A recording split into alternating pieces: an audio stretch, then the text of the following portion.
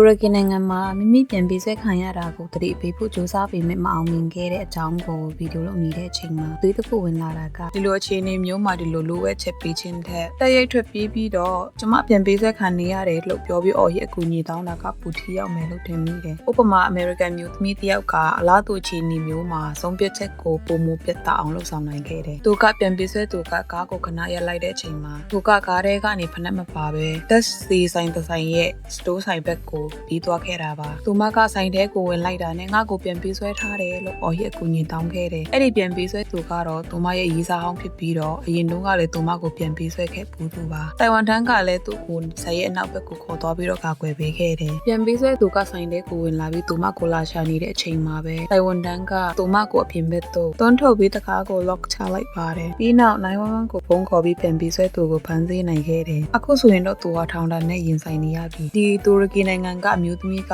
လည်းအဲ့လိုသားရဲရဲဝံ့ဝံ့အော်ရဲ့အကူအညီတောင်းခဲ့ရင်သူလည်းအသက်ဘေးကနေလွတ်မြောက်နိုင်လောက်မလား